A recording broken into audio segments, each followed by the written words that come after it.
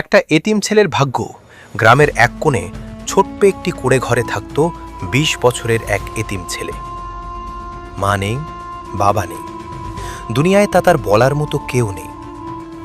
সে সবসময় সাদা পাজামা পাঞ্জাবি পরত, মাথায় ছোট্ট টুপি, ৫ ওয়াক্ত নামাজ পড়ত, কোরআন তিলাওয়াত করত, আর সারাদিন আল্লাহর এবাদতে মশগুল থাকত।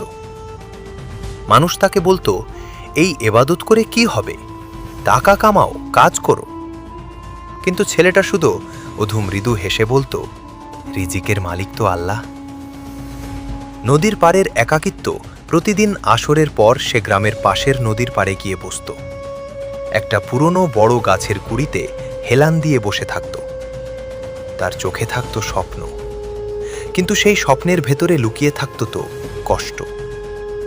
সে ছোট ছোট পাথরের টুকরো তুলে একটার পর একটা নদীর পানিতে ছুঁড়ে মারত। পানি ছিটকে উঠত, ঢেউ তৈরি হতো, তারপর আবার শান্ত হয়ে যেত। মনে মনে সে বলতো, আমি তো এতিম, আমার তো কেউ নেই, আমি কোনোদিন কোটিপতি হতে পারবো না।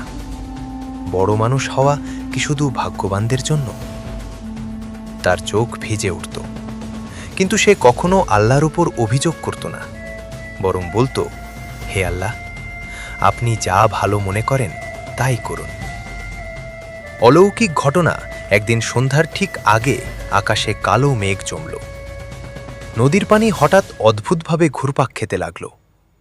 ছেলেটা ভাবল, হয়তো ঝড় আসছে।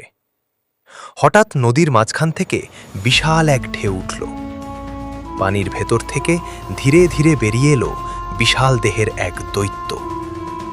দৈত্যের চোখ দুটো আগুনের মতো জ্বলছে, শরীর পাহাড়ের মতো বড়, কিন্তু তার কণ্ঠ ছিল অদ্ভুত শান্ত। সে বলল, হে আল্লাহর বান্দা, ভয় পেও না। ছেলেটা কাঁপছিল, তবু বলল, আমি আল্লাহর উপর ভরসা করি। দৈত্য বলল, আমি বহু বছর ধরে এই নদীর তলায় বন্দী ছিলাম। আজ তোমার এবাদত, তোমার ধৈর্য আর তোমার সন্তুষ্টি আল্লাহর কাছে এত প্রিয় হয়েছে যে আমাকে তোমার সাহায্যের জন্য পাঠানো হয়েছে। ছেলেটার চোখ বিস্ময়ে বড় হয়ে গেল। ধন ভাণ্ডারের কলস। দৈত্য নদীর ভেতর হাত ঢুকিয়ে টেনে তুলল একটি ভারী কলস।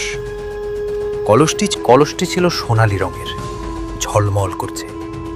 সে কলসটি ছেলেটার সামনে রেখে বলল, এর ভেতরে আছে সোনা, রূপা, মুক্তা আর অমূল্য ধন।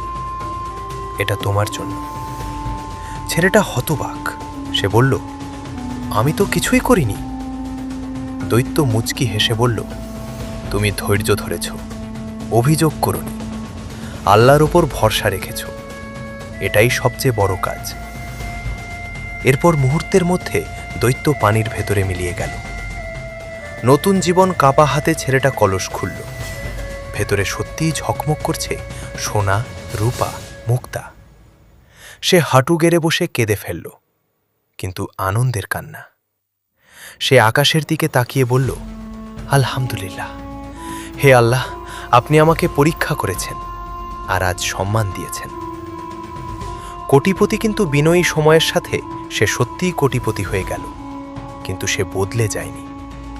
সে এতিমখানা বানালো, মসজিদ তৈরি করল, গরিবদের সাহায্য করল। যারা একসময় তাকে তুচ্ছ করত, আজ তারা তার কাছে সাহায্য চাইতে আসে। কিন্তু সে কখনো অহংকার করেনি। প্রতিদিন সে আবার সেই নদীর পাড়ে যায়, সেই একই গাছের নিচে বসে। এবার সে পাথর ছুঁড়ে না, বরং চুপচাপ বসে আল্লাহর শুকরিয়া আদায় করে। সে মনে মনে বলে, যে আল্লাহ নদীর তলা থেকে আমার জন্য রহমত পাঠাতে পারেন, তিনি চাইলে সব কিছুই পারেন। শিক্ষা। টিক চিহ্ন। ধৈর্য হারিও না। টিক চিহ্ন। দারিদ্র্য সাময়িক, আল্লাহর রহমত চিরস্থায়ী। টিক চিহ্ন। অভিযোগ নয়, শুকরিয়া। এটাই মুমিনের পথ। এরকম আরও মজাদার বা ইসলামিক গল্প পেতে আমাদের চ্যানেলটি লাইক আর সাবস্ক্রাইব করে রাখুন। ধন্যবাদ।